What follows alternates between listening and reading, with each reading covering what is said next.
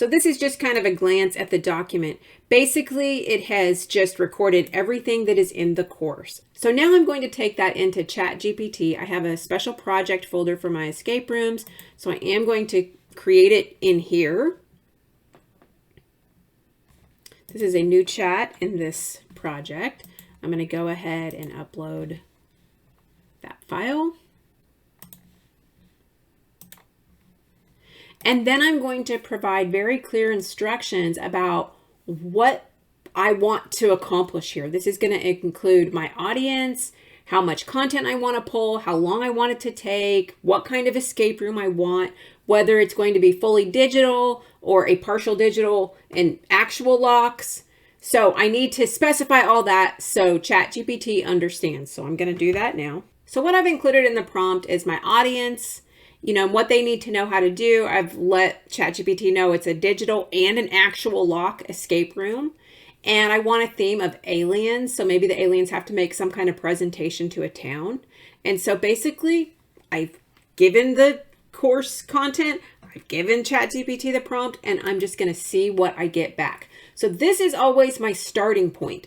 I am not going to take exactly what ChatGPT tells me, but I will take a lot of it. Here's an example of something I wouldn't keep. I'm not going to have that many characters, and I actually don't like these character names, so I'm going to change that. And then it's giving me some ideas for a puzzle. I'm not sure how that works. So that's the other thing with ChatGPT is it'll give you puzzles, but it's like that doesn't actually make sense in real life. So now my next task is to go through and refine my storyline and my theme, and then I will work on the puzzles later. So I'm going to do that next. So I left off with asking ChatGPT to kind of give me the mission and the characters of the story. And so I took that information and I went ahead and started building out my escape room. So I have my title page, and then I made a few minor changes to the mission, which these are the instructions for the user, which is that you're part of an alien group, that you've crashed on planet Earth, and you've got to convince Earth's government to let you leave safely by proving that you understand effective presentation design. So keep in mind, when you're making escape rooms, the storylines don't have to really make sense. You just put this together, that's the story, and you move forward with it. And so I did, and I like it. But I did think it was kind of confusing. So I then thought, you know what? I'm going to create a little newsletter that explains that. So this is going to be one of the props.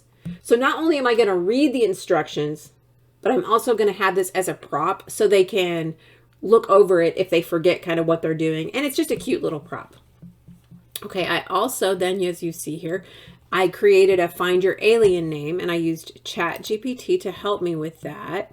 I asked for the first names and the last names, and then I made edits to that as well. But it got me a really, really good start to some funny names. So this particular escape room is going to be for kids learning how to do presentations, although it has been adapted from an adult corporate training on creating presentations. So it could be used in a workplace setting as well. But anyway, since it's kids, I wanted to have the alien name. They're going to get the alien name, going to read the mission, and then they're going to get their first props. Now, when I'm creating escape rooms, I also like to include just the tips and tricks. So I always put these into my resources just so I remember to review them with players in case they're new to escape rooms, so they know, to be logical and to be nice and, to work respectfully with others. Okay. And then I will always also create instructions for myself because I'll forget over time. And so I always like to have just some notes like, hey, don't forget, here's kind of what's happening in this escape room. And then I include prep work so I remember what I need to do, because a lot of times I make these escape rooms, but I don't use them for several months. And so I will forget by the time I come back to them. And so I have that. And also, of course, I'm giving them out to people who are purchasing the escape room. So it's actually vital for me. But what I'm saying is that even though you're going to create escape rooms for you, you still want to do this because you will forget. You'll think you'll remember, but you will forget what to do. So just have those instructions. So then I thought, I'm going to start with what I definitely need the participants to know. And then I'm going to figure out my puzzles from there. And so I made this little infographic. This is just like basic information about creating a nice readable slide. And I created, these are 5 principles for creating good slideshows. So there's a name, a definition, and an example. And I have them numbered because what I think I'm going to do is the numbering 1, 2, 3, 4, 5 will be the order, and I'm going to make a cipher out of that. So in other words, I think I'll put a letter on here and a letter on here, and they'll have to use that to decipher some message. So I'm not sure yet, but the point I'm making here is the first thing I do is I create the content that they actually need to know. And then I'm going to figure out how it fits into a puzzle. Sometimes I have an idea starting out, but a lot of times I don't. But I know I need them to see this and to read this over and over. ChatGPT had given me an idea that they have to put slides in order. Somewhere in here, they said they needed that one of the puzzles could be they put slides in order. So I thought, okay, I can do that. So then I created, this is a timeline of events of alien encounters. I just made it alien themed because that's what the escape room theme is, but it could be any theme, but it starts from the beginning of time to modern day. And so they're going to be given these slides as separate cards, and they're going to have to put them in order. And so they're going to have to know a little bit of history of when things happened, but they're also dated. So they should be able to figure that out. And then what I think I'll do is ask for a number code. So once they get the slides in order, because a slideshow should tell a story, that's one of the main principles. And so this tells a story from beginning to end, and then they'll read these color codes. Is how I think I'll do that. And then I was thinking, you know, they need to be able to identify a poorly designed slide and a good designed slide. And I don't know how I'm going to use these yet, but I thought, okay, I can get some poorly designed slides. So these are examples of bad designs. And I just made a bunch. I don't know how many I'll actually need. And then I made a bunch of good slides. These are ones that look really nice. And so I'm not quite sure how I'm going to do that yet, but I know I need them to do those things as part of the learning.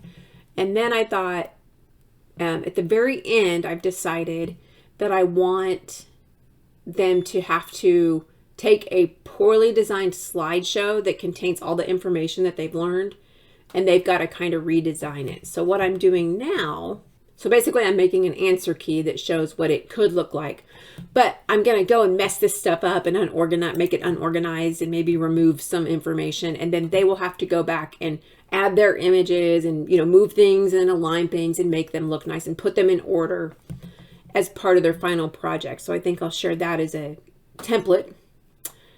So in the end, what I'm saying is I'll have the good slides done, but then I'll have the messed up slides that the participants get that they have to clean up. So, and there really won't be any right way to do that.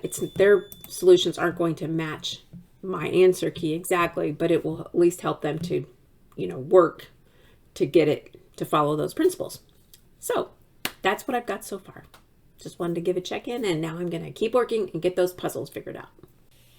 So I just want to show you how I went about storyboarding this to kind of flesh out my ideas. So the first thing I did is I just wrote down the different things I wanted the learners to do. I needed them to be able to identify good slides and bad slides. I needed them to understand that a presentation tells a story or shares an idea from start to finish. I want them to for sure know about errors. And then I thought, you know what? The final thing I can have them do is have them clean up a presentation about presentations, but I'll have it all jumbled up and they'll have to clean it up. And so that will help them to review it. So those were the things I wanted them to do. And so, you know, from there, that's when I started developing all of these slides. For example, these that I previously showed you, the bad slides and the good slides. And I have the put in order slides. So I built those out, but I still wasn't sure how I was going to turn those into puzzles. And so on a new piece of paper, I kind of just started writing down, okay, first I want them to do their alien name. Then I'm going to review the rules. Then I'm going to give them the mission.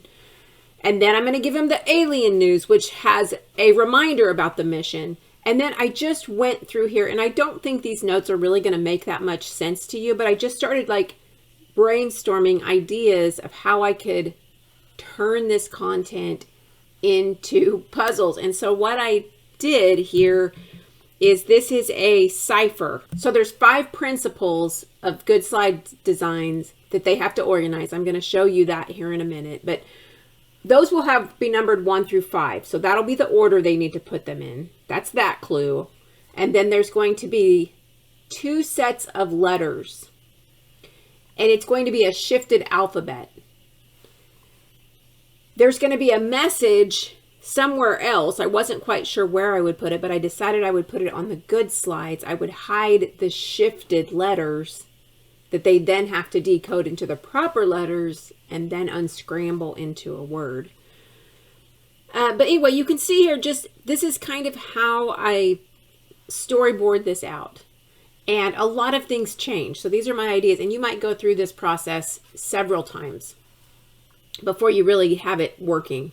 So now let me take you through this actual escape room. So the first thing here is the mission, that the host would read this to the learners. They may also review the objectives or the things they will learn how to do by participating in the escape room. Then I always recommend, if learners are new to escape rooms, you review the rules, because fights can break out and people can kind of be bullied when they have a weird idea, which in the case of an escape room, weird ideas are promoted. Those should be encouraged, even though it does get them off track at times. Eventually, this open-ended brainstorming will lead them to the correct idea. So you have to go down wrong paths to get down the right path, but you got to be willing to take risks. Okay. Then here's just instructions for the host that I put together. Okay. This is one of the first things they're going to do. They're going to be given these. This is the answer key, but they're going to be given each of these cut out. So this will be cut, this will be cut, and this will be cut. So there will be a total of 15 different pieces, and they're going to have to figure out that these are terms with definitions and examples. Each definition has a pig pen symbol that stands for a letter. And each example also has a letter. So what they will have to do is figure out, first of all, what do these letters actually stand for? And then hopefully they will figure out that it is a shifted alphabet. They may need a hint for that. This will be tricky. Once they line them up, they're going to see that the letters are in order. Then when they go to the good slides that they have to organize, they're going to see that all the good slides have a pig pen code as well that translate to these letters, which then need to be translated to the correct letters and then unscrambled to spell the word main idea. That's a lot to take in. Let me take you to the slides. So here are the good slides. See, they have these codes down here in the bottom. Okay. So all of the good slides are going to be letters. And then remember, we have the bad slides. They actually have those too. So you might be wondering, well, how are they going to know? Well, they're going to have to look at the slides first of all and get a clue that some of them are bad and some of them are good. That's not going to be told to them except through the mission. They're just going to have to figure that out. But once they have the bad ones separated from the good ones, then they will also have, well, let me just review this. First, they're going to do their name, right? Then they have the alien news, which reminds them of their mission. They also are given this infographic just to help them along. And then here are the cutouts they'll get. And then they will also have tin foil tic-tac-toe This paper will just be given to them in their packet of supplies. And you can see here that it's pointing to good, and it's asking for 2 words. Each word has 4 letters. And then you can see this is pointing to bad, and there's 4. And then they have the symbols that stand, in this case, for numbers. So this is how they're going to get their word code. This is how they're going to get their number code. But how will they know what order the bad slides go in? They will have to use this clue, which is a cell phone message that talks about animals, then food, then isotopes, and then hands. When you go back to these, you'll see animals, food, isotopes, hands. That will be the order. So whatever number this translates to, that's the first, or that's the last number. This is the first, second, third, fourth. Okay, then that's going to get them into the box. So the box will be locked with a number code and a letter code. So that's how they get into the box. Then once they get into the box, there's going to be another newsletter that gives them a little update, and there's going to be a URL. They will use a computer to go to a digital lock, which I have not built yet. I'm going to build that as part of one of my examples. It'll go to a digital lock that's going to ask for the color code. So also in the box will be these slides. And they're going to hopefully see, wow, in this box there's these colored shapes. And the digital form is asking for a digital color code. They have to put this in order, and there's dates on here. So this is making sure they understand a presentation tells a story from beginning to end. And then they take the first letter of each color. That's the color code. Once they break that lock, they will then be given the link to a template file in Canva. They'll make a copy of it, and then they have to go through and clean this up into a suitable presentation, which should be similar to, although definitely not exact, to this right here. So this is the actual presentation before it was all messed up. Because you'll notice here, you know, this color's horrible. This should be a larger font. These are all different colors. So they just got to clean stuff up.